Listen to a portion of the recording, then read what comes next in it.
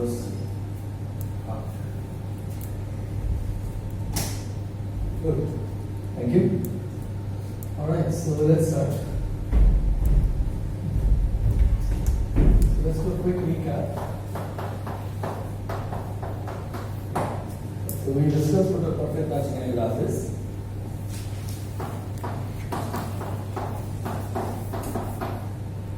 Are we recording already? Yeah? Alright, thank you. So G is the graph. Then perfect matching.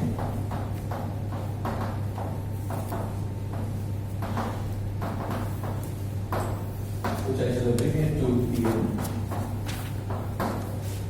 Is any subset of the edges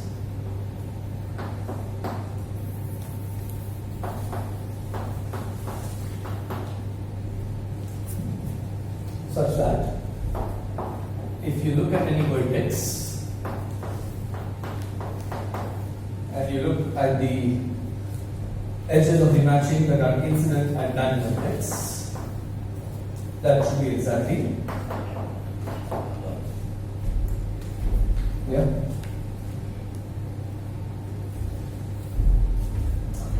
And if you don't care about perfect,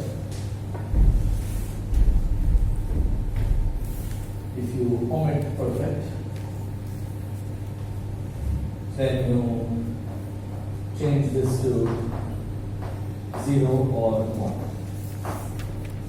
That's a match. Yeah.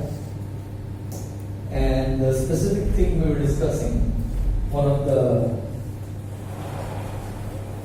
DIYs,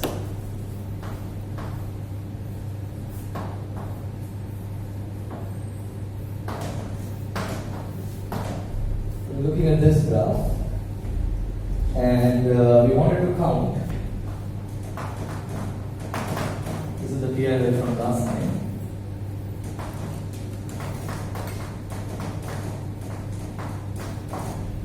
We wanted to count the number of perfect matches.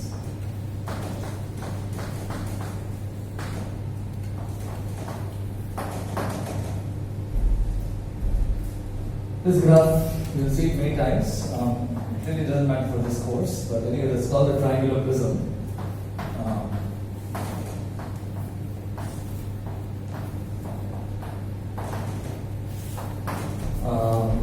This notation means that you take a 6 vertices, 6 edges in a cycle arrangement, right? And you remove all the edges that are there, you put all the edges that are not there, you will get this circle. So that's what's called. That's also the notation complement of 6 cycle. Anyways, that's not too crucial for this course. Let's focus on this graph. The common number of perfect matchings. And one of the hints or suggestions was to use this cut. Okay, so just remind you, what is the cut? You partition the vertex into 2 parts, x and x complement. Look at all the edges going from x to x. So we were trying to count the number of perfect matchings using this cut. Using partial effects. The given cut. Yeah? Okay, and the other point we were discussing, which is related to this point, is the other DIY. I guess this was going to be a DIY. This was more concrete, you could do it yourself. And the DIY from last lecture was to write down, basically define a set of variables. It was pretty vague, deliberately. And using those variables, write down some linear inequalities and equations, so that all the solutions to that system, the integral solutions where all the variables are integers, they would correspond to perfect matchings of this graph and vice versa. Right, so that was introduce variables and system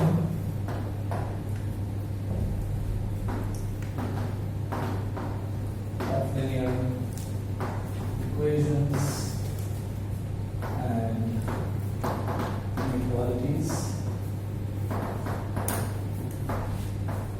such that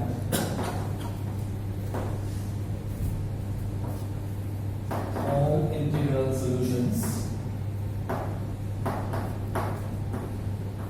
correspond to perfect matchings and maxims. Okay? So those are the things we're trying to do.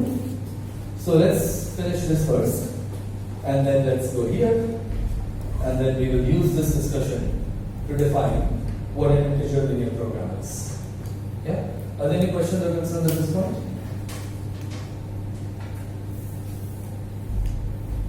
Anything from last time that wasn't clear that we should be addressing before we do that?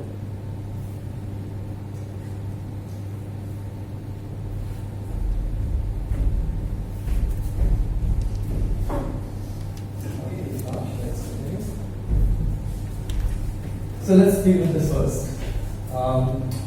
Maybe you can have a show of hands. Does anybody want to try to address this?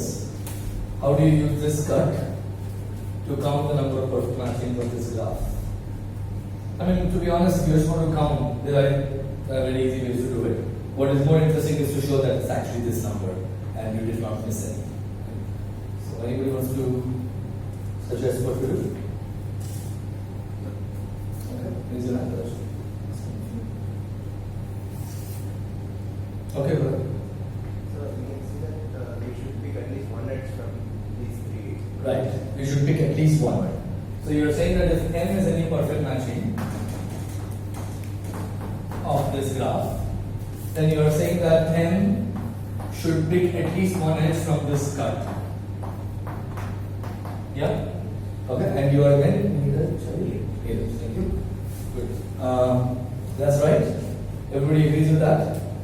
You cannot pick 0 edges from this cut in a perfect matching. Yeah? Okay, can we make this stronger? Instead of 1, maybe somebody else. Instead of 1, can we make it stronger? Go there. It has to be an odd number. It has to be an odd number. And 1 is an odd number, so therefore it is stronger.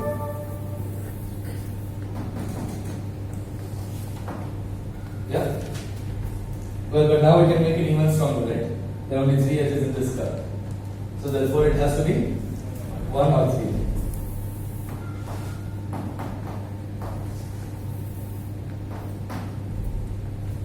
Yeah?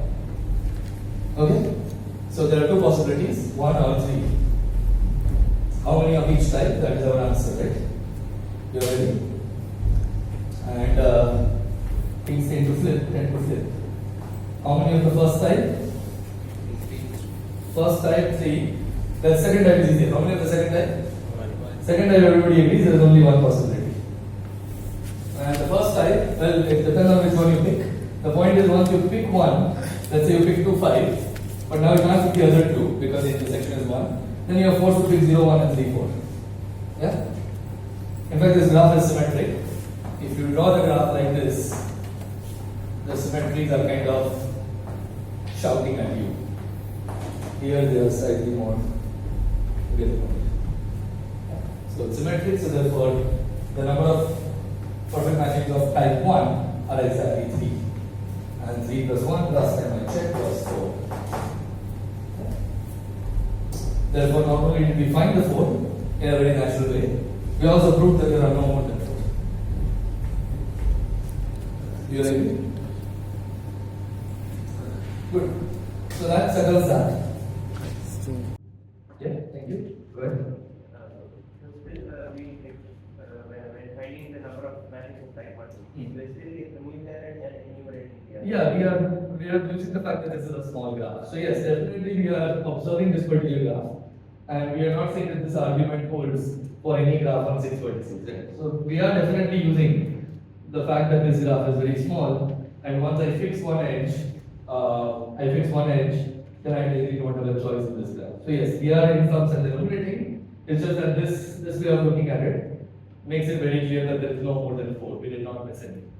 It's a more systematic way of enumerating rather than just enumerating and then telling the person, yeah, believe me, it is only 4.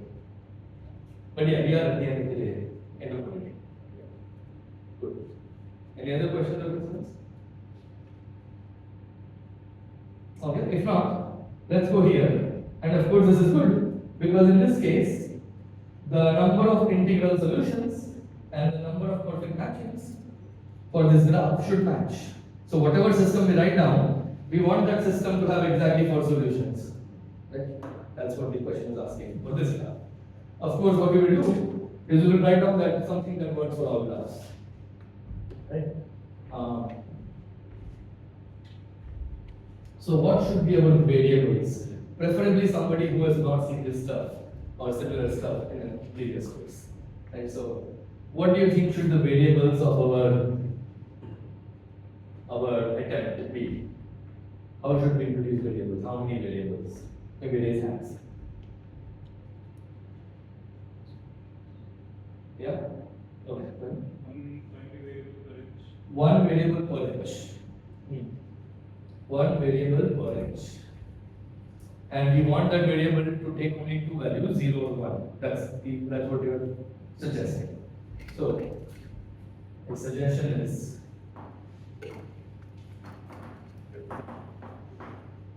one variable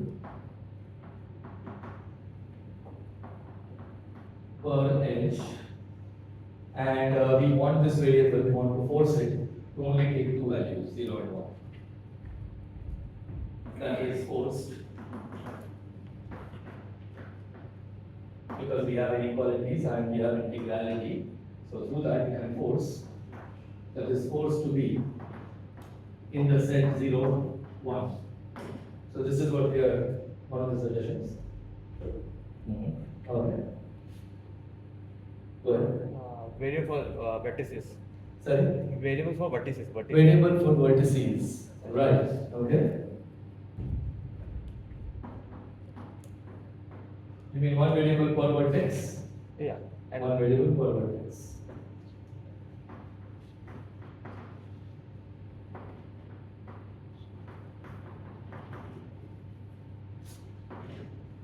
Right. Okay.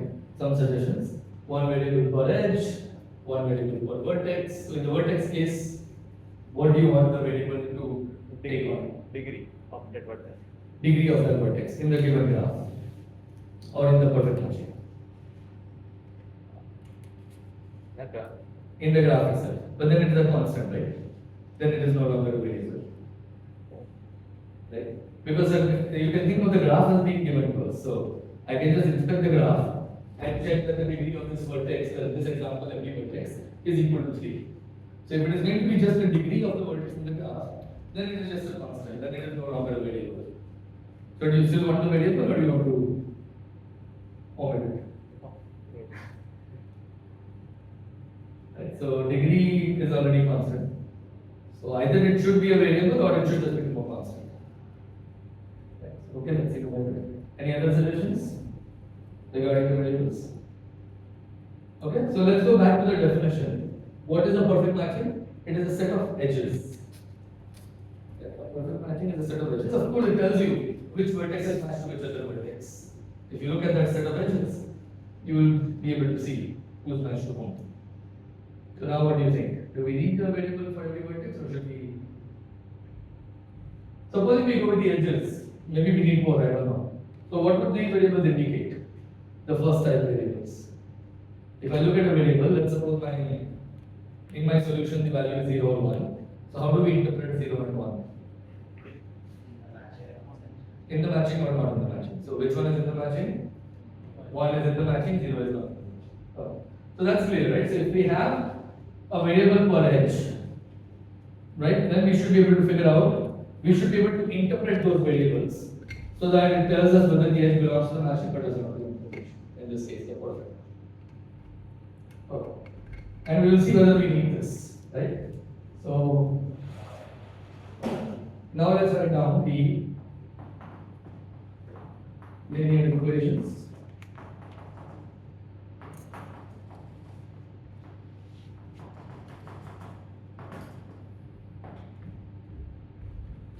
Corresponding to these variables. So let's suppose we introduce, at least let's start with edge variables.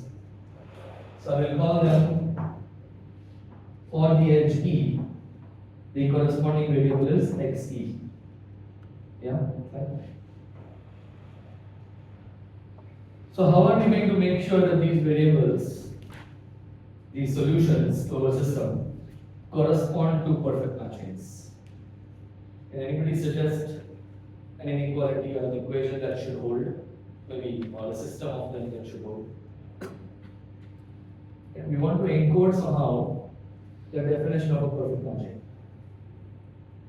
At each vertex, the intersection with the corresponding partial, if I may, is 1.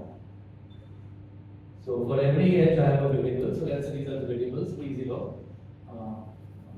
E0, E1, E2, E3, E4, E5, E6, E7, E8. So for each one of them, I have a variable XE1, XE2, and so on. So what should a constraint be? Okay? At each vertex, all the sum of all these variables should be 1. Right, and your yeah? Right. So if I look at any vertex, let's say I look at vertex number 1, I sum up the variables, the edge variables corresponding to the edge incident, xe0 plus xe1 plus xe7, that should be equal to 1. Yeah? Okay, that would be great if all the x's are integers. So we'll have to make sure that these variables are also not only integers, they are actually 0 or 1. Okay. So for every vertex of the graph, we are going to sum up the variables of the edges incident at that vertex, and we want this sum to be equal to. If the x's were somehow forced to be 0 or 1, this would actually solve the problem, right? Do you all agree? If I tell you that I have a set of x's that are all 0 or 1, do you all agree that that actually corresponds to exactly what we want? Yeah? So we just now need to enforce that the x's are 0 or 1. Right? But we can't put a constraint. Technically speaking, I cannot put this as a constraint. I can put linear constraints and I can impose integrality. I can insist it to be an integer. I cannot quite just say belongs to 0, 1. Of course, we will see that in the end this is okay, but let me for now just say this is not allowed. Okay. I'm just allowed to use linear constraints, and I'm allowed to insist that the variable be an integer. I cannot insist it belongs to 0, 1. Supposing that's all there is allowed. So how do we encode this? 0 less than or equal to x. We can do that. All of them are between 0 and 1, and they are integral. Then we are done. Do we need both of those? Greater than equal to 0 is enough. Greater than equal to 0 is enough. You all agree? Greater than equal to 0 is enough. Because less than equal to 1 is already implied by this. Right? So, for every edge, I want the corresponding variable to be non-negative. And I can insist on integrality. I want x e to be an integer for every edge.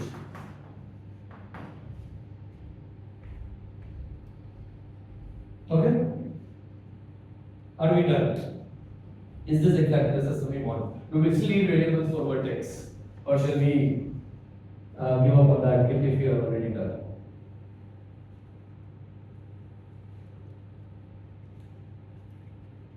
How many of you think we are done? Very few. Okay? So there is still need to say. Okay, so are we done or are we not? That's the good question.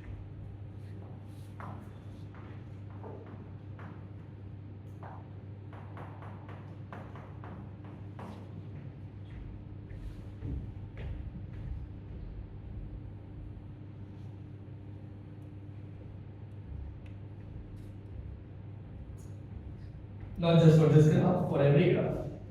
Right? This should work for every graph.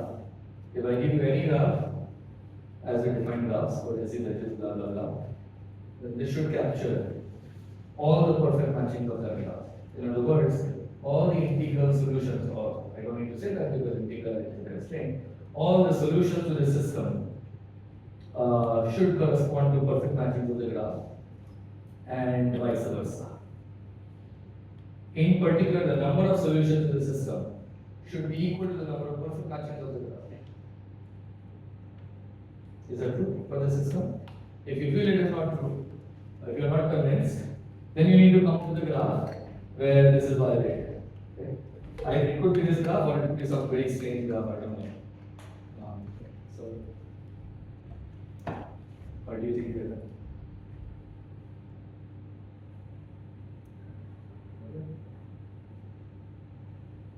Alright? Think about it.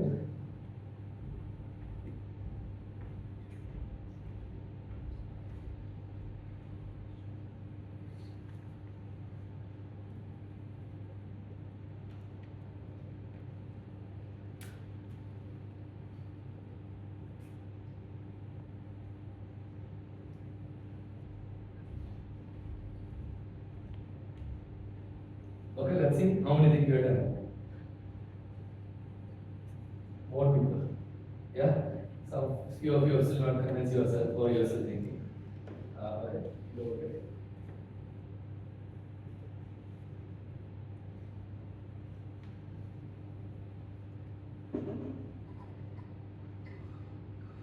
Of course, the whole point is that there is an interpretation, right? Unless and until you interpret a solution a certain way, it doesn't actually make sense. So, when we define the variables, we are interpreting the variables in a certain way once we have a solution to the system. So, let's make sure that we write down this interpretation, because unless you interpret things, it don't make sense.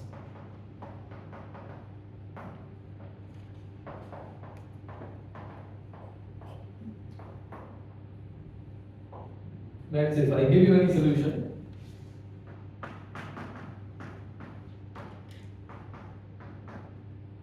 to the system, this is the system I'm just going to call it the star system for now.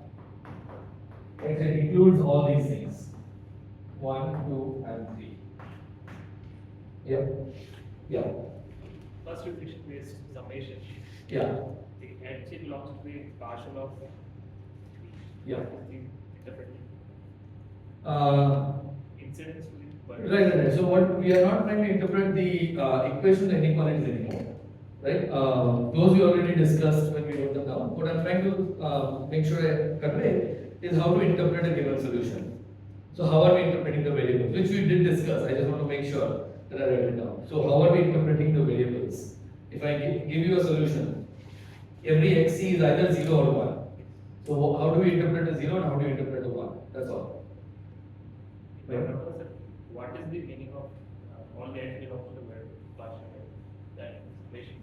Oh, I see. So this part? Yes. Okay, you tell me. Supposing this is a vertex. Right, what is this? Notation. All the edges incident. All the edges incident at this vertex. So it could be 5 edges or 7 edges or whatever, 4 edges. So we are summing up all the variables and we are insisting that this equals 1. If the degree of the vertex is higher. Doesn't matter. If there are 100 edges, you sum up all the 100 variables, the sum is equal to 1. How we enforce that? We are not enforcing anything. This is just a system of equation inequalities. We'll have one condition is set, one value will satisfy this. If you take any set that satisfies this, any assignment, let's do an example. If you take any assignment that satisfies, for example, in this graph, if you put a 1 here, a 1 here, and a 1 here, and a 0 everywhere else, that is one solution. Right? But we are counting the perfect matches. We are not counting perfect matching. That was not the goal was just this. Write down the system so that the solutions of that system correspond to perfect matchings and vice versa. Right? So therefore, if this is true, then the numbers will be equal. But unless and until you find all solutions, you will not be able to tell how many perfect matchings there are. Is that okay? Okay, so we are trying to interpret the variables. So given a solution, how do we interpret the variable being 0 or 1? And we already discussed that, right? Being equal to 1 means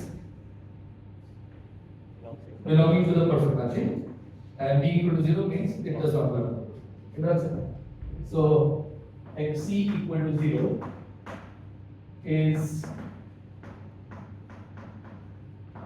interpreted as E does not belong to the matching. N is the perfect matching that we get from the solution, and xc being equal to 1 is interpreted as E belongs to the matching.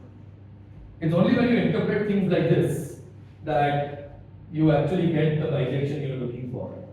Right? If you don't interpret things, then this correspondence is not clear. Okay. Variables don't have a meaning unless you give them a meaning. That's all I'm saying. Otherwise, it's just garbage notation. This is how maths felt to me when I was an undergrad in my first 2 years. Maths was just garbage notation. We are prepared. Okay, good. Questions, okay. Okay. So, what's the whole point? Why are we doing all this?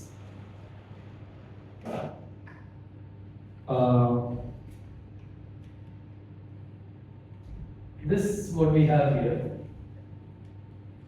This particular example, we will call it an integer linear program. We will define things, but my way of doing things is generally the opposite. I like examples first and then definitions. So, we will call this the feasibility, and I will comment on why.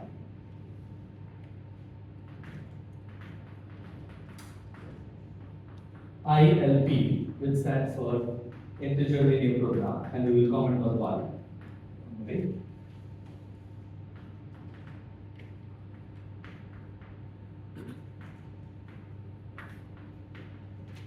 For perfect matchings.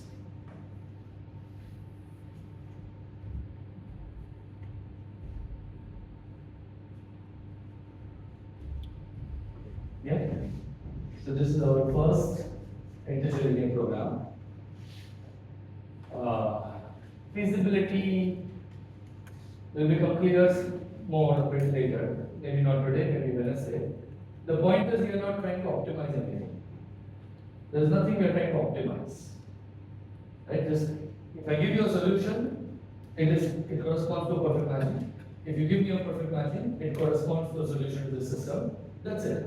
No perfect matching is better than another perfect matching. They are all equal in this model. So there is no optimization going on, which is why we are just calling it feasibility. Feasible means possible. Feasible solution just means solution.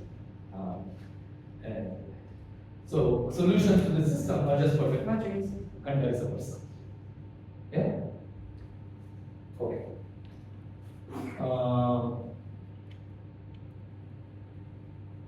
So what's next? Where are we going to go with this?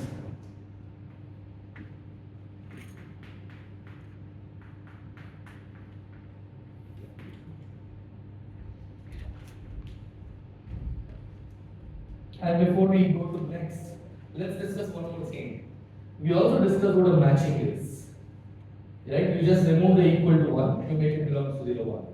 Can we also write down the feasibility ILP for matchings now? Just from here? Yeah? What should I change? Maybe raise hands. There's only one thing we need to change, right? Less than or equal to. And you are Naresh, yes. We'll make this less than or equal to. And that's it. Let's do that. If you put a less than or equal to, than you get for matchings. I generally would not use an abbreviation, but anyways, I will not just say N for matching. Okay. So you also have feasibility ILP for matchings, right? When you don't care about equality, you just care about listening. And just let's recall one difference between matching and perfect matchings. Every graph has a matching. Does everybody see a solution to the system where I put less than equal to? Right? All zeros is a solution, which corresponds to the empty matching. So it makes sense. Okay. Alright. So where exactly why are we doing all this? So we will be looking at combinatorial optimization problems. As we discussed, there is no optimization going on here. So what will happen as we go forward? We will be interested in not just finding a perfect matching in a graph. We will be interested in finding a perfect matching of minimum cost. So every edge will have a cost. I'll put some costs. I don't know. 1, 3, 4, 2, 5, 7, 0, minus 2, minus 5. Okay. Now every edge is a cost. The costs are written in blue color. Let's check the cost. Okay, so edge is a cost. So what is the edge cost of a perfect matching? Well, there are many ways to define it. One of the ways to define it, which is what we use, is to just sum of the costs of the edges. This will make more sense once you see some real world example. We'll do that in the next slide. So if you look at the obvious perfect matching, the three horizontal edges from here, the cost is 4 plus 3, 7 plus 1, 8. Whereas if you look at some other one, let's say 5 plus 4, 9 minus 5, 4. So that is this E1, E6 and E4. 5 plus 4, 9, 9 minus 5 is 4. So one of the perfect matchings we looked at as cost 4, the other perfect matching we looked at as cost 8. So if you want to get a perfect matching of minimum cost, you are now trying to minimize some function over the set of solutions to the system. Right? So that will become our, we will basically drop feasibility, that will be our integer linear program for perfect matchings. Right? So every edge is a cost. If each edge, so new setting, you have a graph, but you also have cost for each edge. Each edge, E, has a cost, CE. This is fixed, this is not a variable, this is a constant. Right? Then what we are doing is, and the sum of the cost of n is any subset of the edges, need not be a matching engine. Just make it F. The cost of F, where F is any subset of the edges, is simply the sum of the cost of each edge in F. If I give you any set of edges, its cost is the sum of the cost of all edges in that set. In particular, if F is a matching, then the cost of the matching has been defined, and similarly for perfect matching. So if you have this, and the goal now, so this is one of the problems we will deal with in this course, is to find a perfect matching of minimum cost.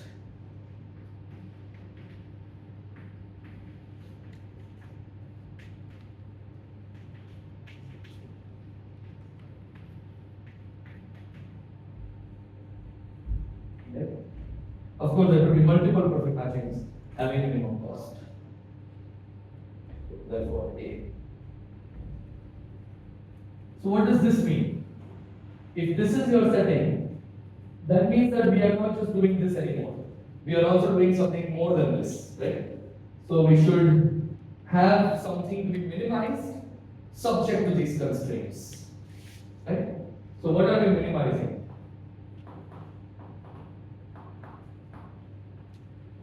Let me remove this now. Get back to perfect matchings. So now what are we minimizing? We have this set of solutions, right? Any solution to the system is a candidate. What is it that we are minimizing? We are trying to find a perfect matching of minimum cost. So how do we capture that? Go ahead. Summation, axes. Yeah, summation XCC, right? So basically what you're minimizing is take the sum over all edges because they are integer variables in the end because of the constraint. What we are doing is we are minimizing this sum. Now what we have is the integer linear program for perfect integers. You can remove feasibility. Feasibility was basically making sure that there is no optimization involved. Now there is optimization. Right? So that deals with the last word of this course title, optimization. Right? That's our optimization problem. And this is one of the problems we'll be interested in, finding a perfect matching of minimum cost. I will abbreviate this to min cost perfect matching problem. Right? So this is one of the problems we'll be dealing with. So well, we haven't really solved anything, right? Of course, we haven't done anything. All we have done is we have given a very mathematical formulation of the problem, which is called an integer linear program. Right? So this is our first example of an integer linear program, both the feasibility version and the default optimization version. Right? Just formulating a problem doesn't solve it. So we need to solve it. So that brings us to what's next.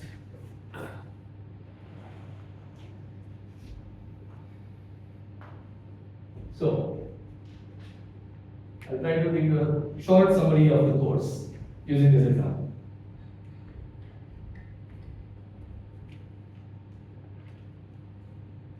So this is one problem we are interested in solving, and here is a mathematical formulation of this problem called integer linear program.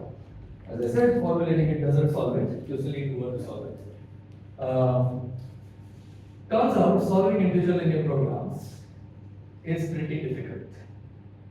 In the language of CS theory, which some of you may not be familiar with, that's okay. It's an NP hardware problem. You can't just throw an integer linear program in a computer and expect it to solve it within reasonable time. And the problem is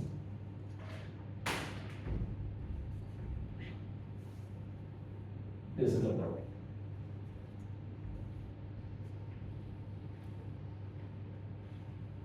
If you want an integral solution that minimizes or maximizes whatever it is that you're trying to minimize or maximize, that is actually very difficult.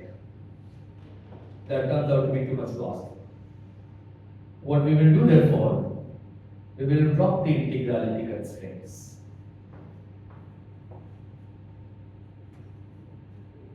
If you are seeing this for the first time, as I was in my master's, this should sound pretty ridiculous and strange. Because now you have made your solution space smaller or larger? You have made it larger. You have made your solution space larger, hoping that somehow by exploring a larger area, you will stumble upon the right solution or a right solution with higher probability. Good news, you are not going to use probability. But we are going to use the theory of linear programming. So good news is, just this part, linear programming, has a very rich theory. And using that theory, along with various combinatorial ideas, we are going to be able to eventually solve this optimization problem. And hence the title, linear programming and combinatorial optimization. Yeah? So that's all for today.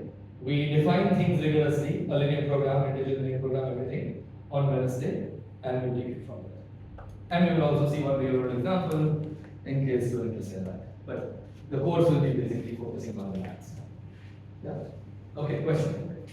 These problems occur specifically Yes. So here we need a solution. Right. But if we see linear program and they will get a solution, can we convert it to a integer program? Right. So if you just solve the linear program without integrality, if you just try to somehow get an integer solution from there by doing some tricks like rounding up, rounding down, etc., whatever, there is no guarantee that that will be an optimal solution. That may be quite worse from the original real solution that you had. So instead what we will do is we will actually use the duality theory to get an integral optimal solution in this problem. Of course, that does not mean that for every combinatorial optimization problem, we will see a solution in this course. No. So we will also use not just the linear programming theory, we will also use theory from matchings, or in the case of shortest paths, which is another problem we will talk about. We will also use some combinatorial ideas that are specific to those problems, and combined with the duality theory, they solve these problems. But that does not mean that through the techniques you learn in this course, we will be able to solve all so-called combinatorial optimization problems. In fact, some of them are actually NP hard, unlike perfect matchings and the shortest paths.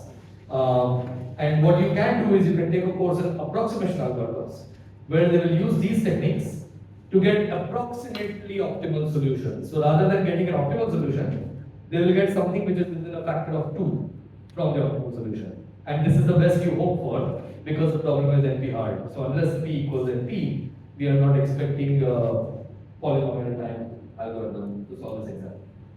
Yeah, but anyways, for those who are not familiar with CS theory terms like P, NP, co-NP, etc., no need to worry. I will talk about these briefly in the next lecture, and I will sometimes mention them. But at some fundamental level, they are not necessary to follow all the material. They are necessary to appreciate the material slightly more deeply. But yeah, I'll leave it to that. Any other questions or concerns? Did I answer your question? Yeah? Okay. Anyone else? Yes? Why would a fractional solution to this be interesting? It wouldn't. A fractional solution, I don't see why it is interesting. Of course, there is some theory around that also, which is nice. But yes, what we are interested in is, we are interested in finding a perfect answer, not a fractional solution. Right. But allowing ourselves to work with linear programs, we will be able to use that theory to get an integer optimal solution, not a fractional one. So we are not interested in fractional solutions. We are interested in integer solutions. Yeah. Good. Any other questions, concerns? Does it answer your question? Okay. If not, see you on Wednesday at 2 p.m. Thank you.